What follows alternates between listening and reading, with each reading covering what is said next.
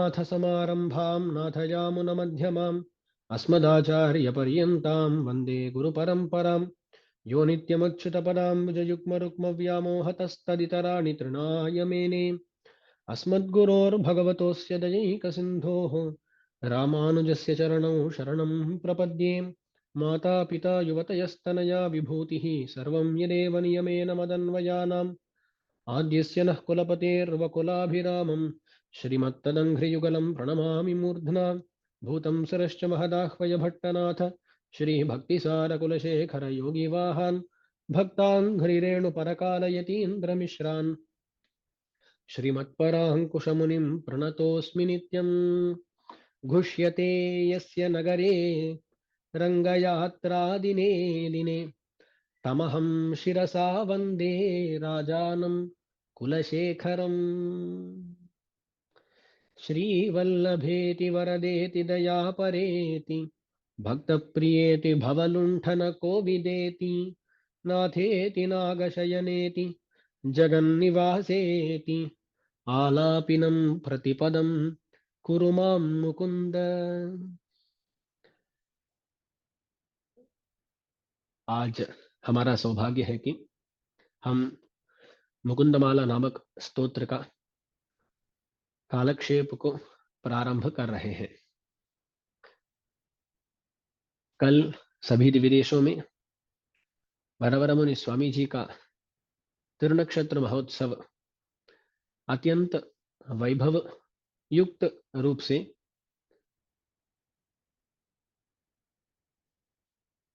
किया जाने वाला है। इस संदर्भ में इस स्तोत्र का प्रारंभ होना एक प्रकार से विशिष्ट है। उसका कारण भी 10 बाद में बताता हूं। हमारे संप्रदाय में स्तोत्र ग्रंथों के लिए एक अनोखा जगह, विलक्षण स्थान दिया गया है। स्तोत्र शब्द का अर्थ क्या होता है? स्तुति बोलते हैं। स्तुति, स्तोत्र, स्तव, ये सब पर्याय पद है, पर्याय शब्द है। स्तोत्र शब्द का अर्थ होता है गुणगान, गुणकीर्तनम बोलते हैं। जब हम बोलते हैं भगवान का स्तोत्र, तो अर्थात भगवान के जो गुण हैं उनका कीर्तन कर रहे हैं। तो स्तोत्र गुण कीर्तन करने वाला एक ग्रंथ है। बात ऐसी है कि दुनिया में किसी का स्तोत्र हम करने लगे तो वहां क्या हो जाता है? दुनिया में तो लोगों का क्या गुण होते हैं? बहुत कम गुण होते हैं। ज्यादातर स्तोत्र ऐसा बन जाता है कि जो वहां गुण नहीं है उनका आरोप करके वहां बताना पड़ता है। हमारे कुरेश जी बताते हैं, स्तोत्रम नाम किमामनन्ति कवयः यद्यन्यदीयान् गुणान् अन्यत्र त्वसतोधिरोप्य फणितिः। स्तोत्र माने क्या? जहां वो गुण नहीं है उन गुणों को कहीं और से ले आकर वहां आरोप करके वहां बताना, ऐसा स्तोत्र है दुनिया में। आप देखें तो पहले जो बड़े बड़े कवि होते थे वो तो किसी राजा के पास रहते थे। उस राजा की स्तुति करने पर ही उनको धन मिलता था। तो ऐसे बहुत सारे काव्य, अनेक ग्रंथ हमें मिलते हैं जहां वो इतना स्तोत्र करते हैं उन राजाओं को। कभी कभी ये जो इतिहासकार होते हैं ना, वो बोलते हैं कि अरे कवि तो इतना अतिशयोक्ति कर देते हैं, इतना ज्यादा बता देते हैं कि किसी का सच्चा इतिहास हम जान नहीं पाते हैं। तो बोलते कोई राजा है तो वो बहुत छोटा सा राजा होगा, पर बोलेंगे अरे पूरा भारत इसके नियंत्रण में था, इसके नीचे था, ऐसा बोलते हैं। तो पूरा अतिशयोक्ति में ही जाता है। तो क्या है ना, जहां गुण नहीं होते हैं वहां गुणों को बताना ये दुनिया में स्तोत्र बन गया है। पर भगवान के विषय में, लक्ष्मी जी के विषय में, हमारे आचार्यों के विषय में ऐसा नहीं है। ऐसा कोई व्यक्ति नहीं है जहां से गुणों को उठाकर हम ले आकर यहाँ इन पे आरोप करके स्तोत्र करें, क्योंकि इनमें इतने गुण है कि इनमें जो गुण है उनका कीर्तन करने के लिए ही हमें समय शक्ति ये सब नहीं है। तो यहाँ भगवत विषय में, लक्ष्मी जी के विषय में, आचार्यों के विषय में स्तोत्र माने क्या? उनके जो भी अनंत गुण हैं उन गुणों में थोड़ा थोड़ा कुछ ना कुछ बताना, ये स्तोत्र बन जाता है। तो दुनिया में इतरों के विषय में तो जो नहीं है उसको बताना स्तोत्र है, इनके विषय में तो जो है उसको पूरी तरह नहीं बता पाना वो स्तोत्र बन जाता है। तो ये है स्तोत्र। इसको ऐसा भी कहते हैं, दुनिया में लौकिक पुरुषों के विषय में जब स्तोत्र किया जाता है तब कभी कभी वो स्तोत्र ही उनकी निंदा के रूप में परिणत हो जाता है। जैसा एक राजा था, वो उसका जन्म कैसे हुआ इस पर पहले से बहुत चर्चा हो रही थी। कुछ दिन हो गए, सब लोग उसके बारे में भूल गए। ये तो अच्छा, सभी लोग उसको स्वीकार कर दिए, छोड़ दिए। एक कवि आया, वो कवि आकर इसका स्तोत्र करने लगा। जो क्या बोला, अरे ये तो इतना शुद्ध जन्म वाला है, शुद्ध जन्म वाला है, इसके परंपरा में कहीं पर भी कोई अशुद्धि नहीं है, ऐसा ये स्तोत्र करने लगा। इसको सुनते ही सभी लोगों को वो याद आ गया, अरे इसके जन्म के बारे में कुछ प्रश्न उठते थे ना पहले। तो ये जो स्तोत्र करने लगा ना, इसके स्तोत्र करने से उसके बारे में शंका उठ गई अब। तो स्तोत्र क्या हो गई, निंदा के रूप में परिणत हो गई। उस जमाने में तो ऐसा ही होता था ना, क्योंकि वो राजा का ही बच्चा है, तो राजा का लेजिटिमेट बच्चा है तो ही उसको राज्य प्राप्त होता था। नहीं है वहां कुछ डाउट है, ऐसा हो गया तो ये बहुत बड़ा एक तकलीफ हो जाता है ना। तो ऐसा कोई स्तोत्र करने के लिए आकर अंत में क्या कर देता है, उसकी निंदा करके वहां से चला जाता है। ये दुनिया में ऐसी ही है स्तोत्र पद्धति, पर भगवान में ऐसा नहीं है। उनका जितना भी आप गुणगान करो वो पर्याप्त नहीं होता है। भगवान तो गुण सागर है ना, वहां क्या, एक दो ड्रॉप्स, एक दो बूंद उनका वर्णन कर सकते हैं, पर पूरा भगवान का वर्णन तो कभी भी हो नहीं पाएगा। यही सच्ची बात है, ये स्तोत्र है। ऐसे स्तोत्र ग्रंथों में बहुत सारे स्तोत्र ग्रंथ आचार्यों के द्वारा विरचित है। उस स्तोत्र ग्रंथ परंपरा के प्रारंभ में आळवंदार का स्तोत्र रत्न और और उनकी जो चतुश्लोकी है, कांता चतुश्लोकी, ये तो विराजमान है।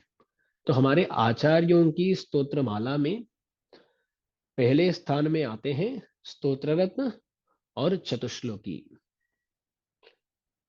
वहां से प्रारंभ करके अनेक स्तोत्र हमारे कुरेश जी के द्वारा विरचित है, पराशर भट्टर स्वामी जी के द्वारा विरचित है, वेदव्यास भट्टर स्वामी जी के द्वारा विरचित क्षमा षोडशी है, और उसके बाद अनेक अनेक स्तोत्र है हमारे आचार्यों के द्वारा विरचित। पर इन आचार्यों के पहले भी कोई स्तोत्र ग्रंथ था तो वो यह मुकुंद माला ही है। यह मुकुंद माला है। मुकुंद शब्द, उसका अर्थ क्या है? मुकुंद तो भगवान का नाम है, ये सभी लोग जानते हैं, तो बहुत प्रसिद्ध नाम है ना उसको ये बताना भी नहीं कि ये मुकुंद शब्द भगवान का नाम है, सबको पता है ये। उसका अर्थ क्या है, तात्पर्य क्या है, इसको हमें जानना है। देखिए, यहाँ मु कु द, ऐसा इसका विभाजन कर सकते हैं। यहाँ जो मु है उसका अर्थ है मोक्ष, मुक्ति।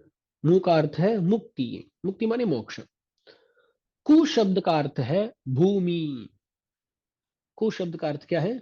भूमि। भूमि का एक नाम है कु।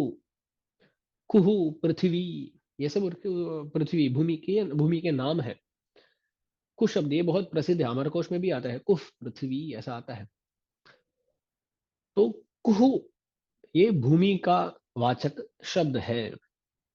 मु शब्द का अर्थ हुआ मुक्ति, कु शब्द का अर्थ हुआ भूमि।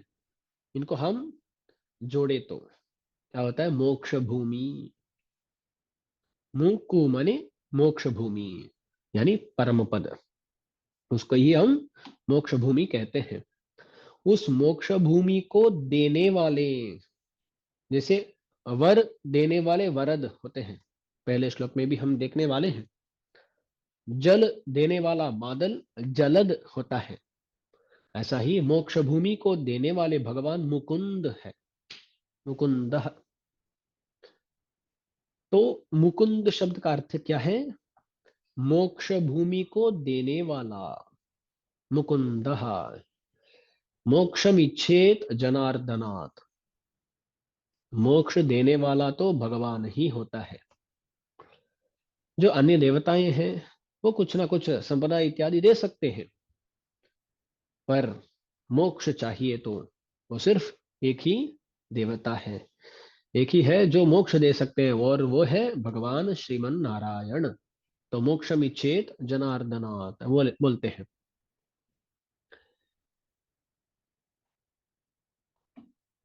अच्छा, तो ये मुकुंद शब्द का अर्थ हो गया। अब मुकुंद माला, इसका नाम क्या है? मुकुंद माला।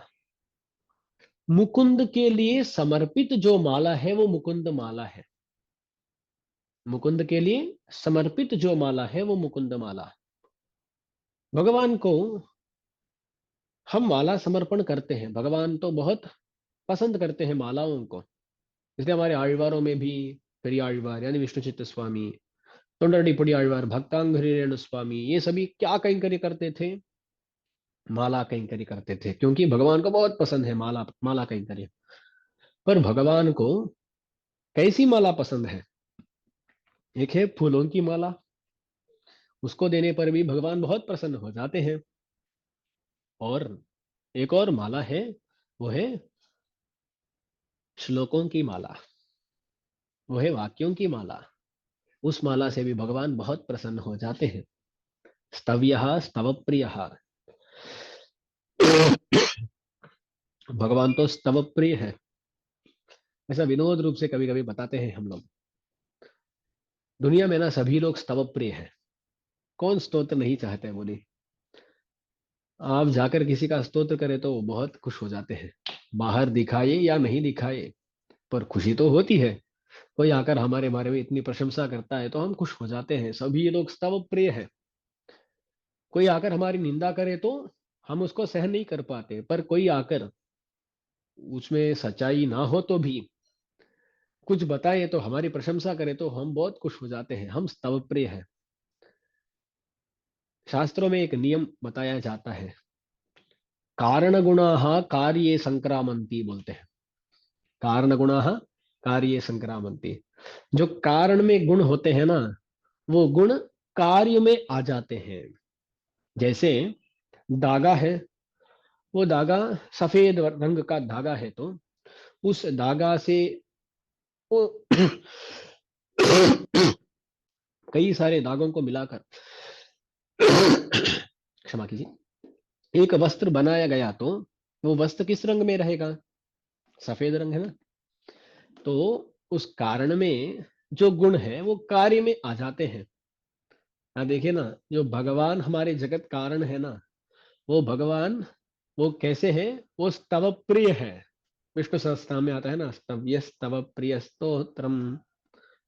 भगवान स्तव प्रिय है, वो कारण है। हम उनके द्वारा सृष्ट है ना, उस कारण के गुण हम में भी आ गए हैं। अच्छे गुण सभी नहीं आते, ऐसे गुण तो आ जाते हैं। भगवान में वो जो रहता है ना, वो अच्छा गुण है। हमारे हम पर हम हमें जब वो आ जाता है ना, तब वो उसका परिणाम हो जाता है। भगवान स्तव प्रिय रह सकते हैं क्योंकि वो परमात्मा है, सर्वशेषी है। वो स्तव प्रिय हो सकते हैं, हमें स्तव प्रिय नहीं होना चाहिए। तो भगवान स्तव प्रिय है। वो स्तव प्रिय जो भगवान है, वो जैसे पुष्पमाला को पसंद करते हैं, वैसे ही श्लोक माला को भी पसंद करते हैं। माला माने क्या? जब अलग अलग होते हैं फूल, तब हम माला नहीं बोलते हैं। उन फूलों को हम एक धागा के द्वारा जब जोड़ते हैं, उसका ग्रथन बोलते हैं, जब वो किया जाता है तब वो माला बन जाती है, वो फूल माला बन जाते हैं। ऐसे ही वाक्य या श्लोक जब उनको इकट्ठा करके एक स्तोत्र के रूप में दिया जाता है, वो भी एक माला बन जाते हैं, है ना। और उनके जो एक श्लोक का नियम होता है, उस नियमों के साथ जब वो रहता है, वो और भी सुंदर हो जाता है। ऐसी माला को भी भगवान बहुत पसंद करते हैं। तो ये मुकुंद के लिए समर्पित माला है। कैसी माला है? श्लोकों के द्वारा निर्मित माला है ये मुकुंद माला। अच्छा, इसका नाम क्यों मुकुंद माला हुआ, हम ये देख लिए। मुकुंद के लिए समर्पित श्लोक माला है ये। तमिल में पूमालई पामालई बोलते हैं। पू माने फूल, पा शब्द का अर्थ है पाशुर यानी श्लोक। भगवान को पूमालई भी पसंद है, पामालई भी पसंद है। तो ये एक पामालई यानी श्लोकों की माला है। इसको यहाँ हमें जानना चाहिए, इसलिए इसको मुकुंद माला ऐसा नाम हुआ, ऐसा बताया जाता है। और एक और तरह का वर्णन भी है, यानी मुकुंद के लिए समर्पित माला ऐसा मत सोचिए। मुकुंद शब्द का यहाँ अर्थ क्या है? मुकुंद के नाम। मुकुंद शब्द का अर्थ क्या है? मुकुंद के नाम। मुकुंद के नामों के द्वारा विरचित माला है मुकुंद माला, ऐसा भी कह सकते हैं। यानी इस स्तोत्र में देखें तो भगवान के कई सारे नाम आते हैं, तो उन नामों के द्वारा, उन नामों को मिलाकर जो माला ग्रथित है, उसको भी मुकुंद माला कह सकते हैं। तो दो अर्थ हुए, एक है मुकुंद के लिए समर्पित माला, दूसरा अर्थ हुआ मुकुंद के नामों के द्वारा विरचित माला, मुकुंद माला। अच्छा, ये हुई ये हुई बात। इसके बाद इस मुकुंद माला के रचयिता कौन है, ये बड़ी चर्चा है। इस पर पंडितों के भी बहुत सारे राय हैं। हम इसको कुलशेखर सूरी जी का स्तोत्र है ऐसा कहते हैं, पर कई सारे पंडित इसको मानते नहीं हैं। क्यों? क्यों नहीं मानते हैं? क्यों? इसके बहुत सारे कारण हैं। एक बात यह है कि जैसे हमारे अ, जो सांप्रदायिक वांग्मय है, यानी सांप्रदायिक, अब दिव्य प्रबंध है, दिव्य प्रबंधों के व्याख्यान है, अन्य स्तोत्र है, जैसे आळवंदार स्तोत्र, पंचस्तव, ये सब है ना, ये सब है। आप देखिए तो ऐसा नालायर दिव्य प्रबंधों का अनुसंधान सभी मंदिरों में होता है। कई सारे स्तोत्रों का अनुसंधान कई सारे मंदिरों में दिव्यदोषों में होता है, पर कहीं पर भी प्रसिद्ध दिव्यदोषों में इस मुकुंदमाला का पाठ नहीं हो रहा है। ये एक बात है।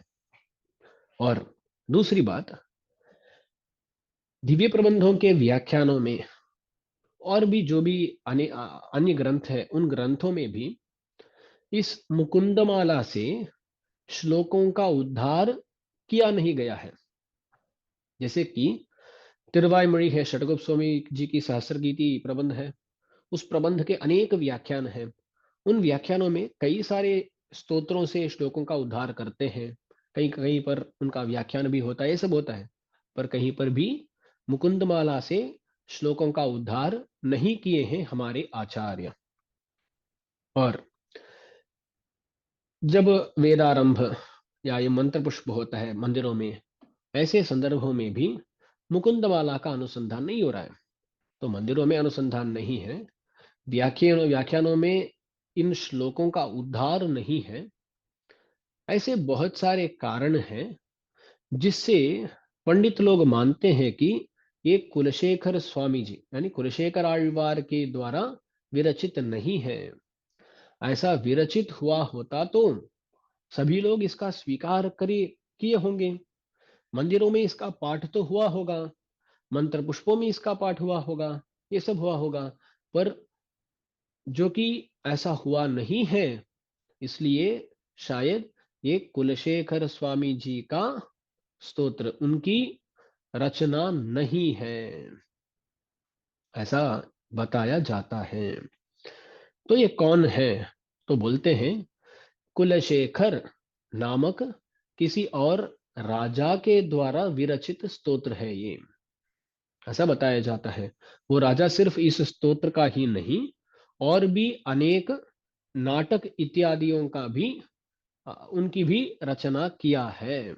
तो कुलशेखर नामक राजा मुकुंदमाला के साथ और भी नाटक इत्यादि ग्रंथों की रचना किया है। और इस स्तोत्र के अंतिम श्लोक में वहां यस्य प्रियौ श्रुतिधरौ कविलो कवीरौ मित्रे द्विजन्मवर पद्मशराम भूताम, वहां अपने मित्रों के बारे में द्विजन्मवर, पद्मशर ऐसे सखाओं के बारे में एक उल्लेख मिलता है। तो इसका एक और आ, प्रकार का तात्पर्य कहीं पर वर्णित है, वो उस संदर्भ में दास बताऊंगा। पर ऐसा इनके दो सखा है ऐसा बताया गया है।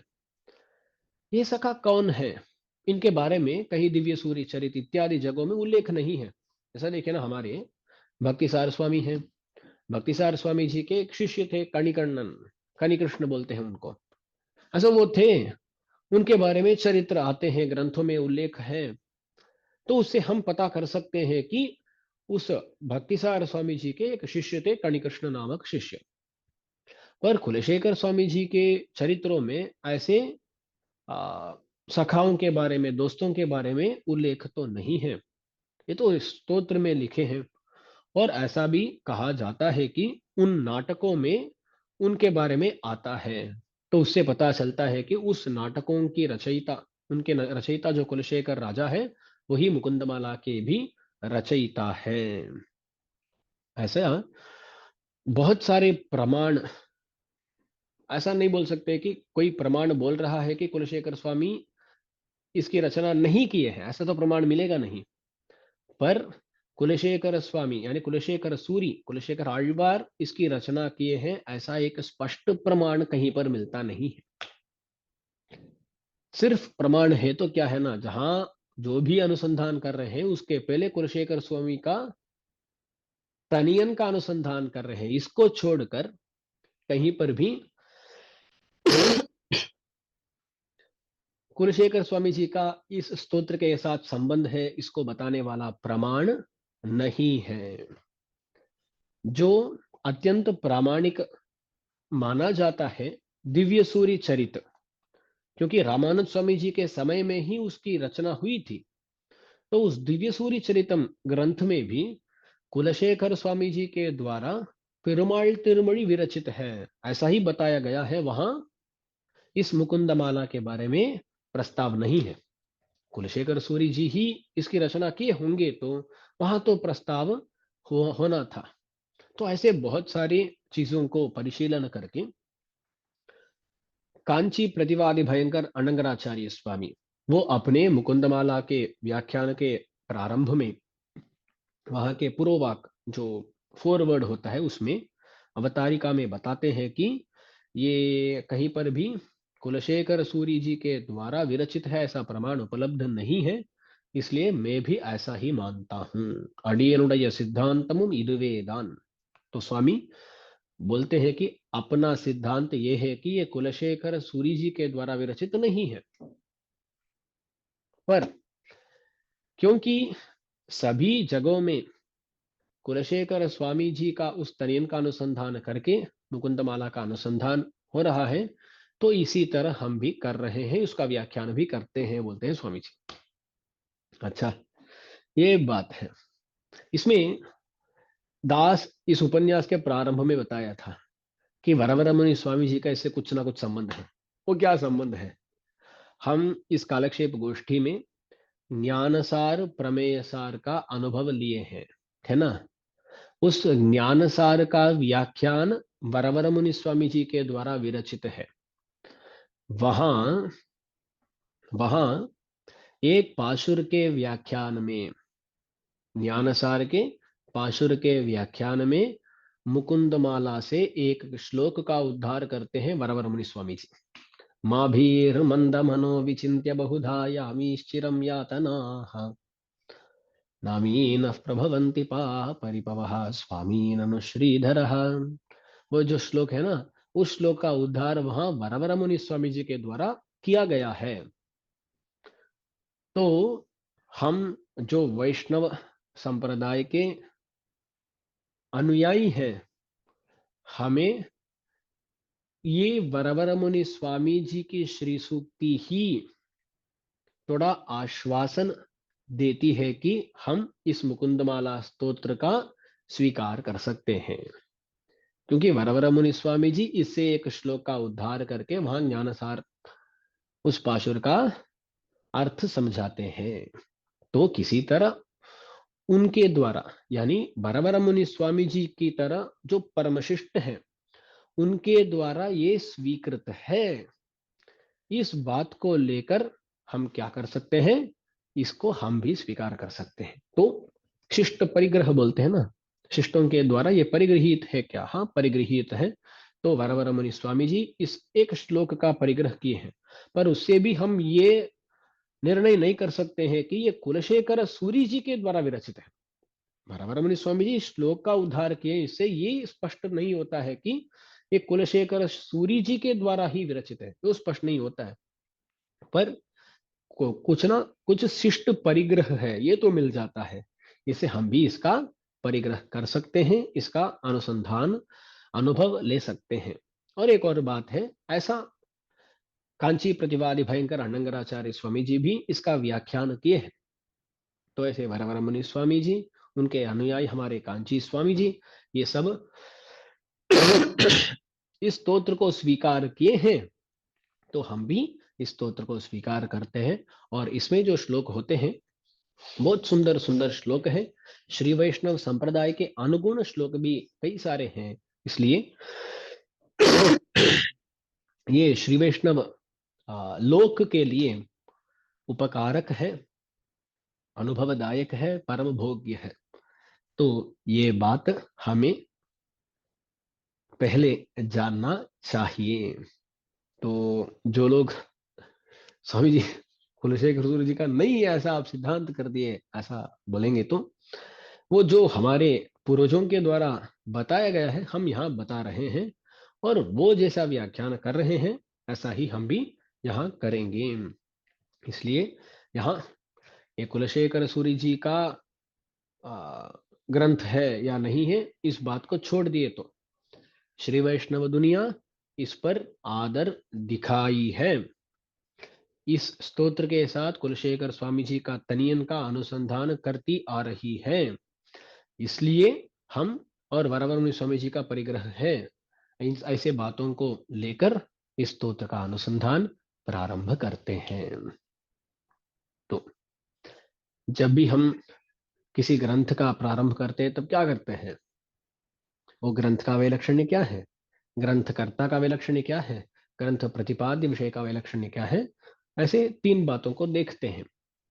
यहाँ जो कि ये ग्रंथकर्ता कौन है, इस पर इतना विवाद है, तो ग्रंथकर्ता के बारे में हम निश्चित रूप से कुछ कह नहीं सकते, पर इतना तो कह सकते हैं कि वो बड़े भक्त थे, सांप्रदायिक ज्ञानी थे। शायद कुलशेखर स्वामी जी के वंश में भी उनका जन्म हो सकता है, पता नहीं हमें उसके बारे में। जो इतिहासकार है वो कोई बता सकते हैं, हमें इसके बारे में निर्णय नहीं है। तो ऐसा जो संबंध है उसको हम पुरस्कृत करके हम इस स्तोत्र का अनुसंधान प्रारंभ करेंगे। घुष्यते यस्य नगरे रंगयात्रा दिने दिने तमहं शिरसा वंदे राजानं कुलशेखरम।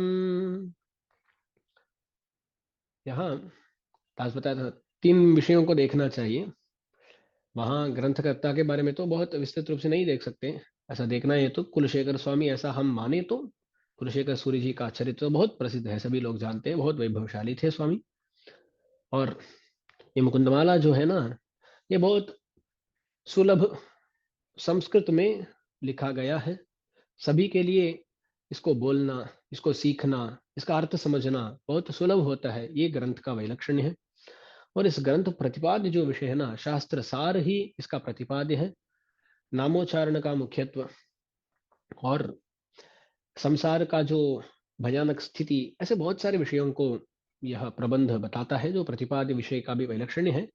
इन सभी को प्रबंध के बारे में, प्रबंध विषय के बारे में हम इस प्रबंध के अनुसंधान के द्वारा ही जान सकते हैं, उसके द्वारा हम जानते हैं। तो अवतारिका में इन विषयों को हमें अनुसंधान करना है और इसके बाद तनियन को जाते हैं। घुष्यते यस्य नगरे रंगयात्रा दिने दिने। यस्य नगरे, पहले दास प्रतिपदार्थ बताता हूं, उसके बाद उसके विशेषार्थ बताऊंगा। यस्य, जिन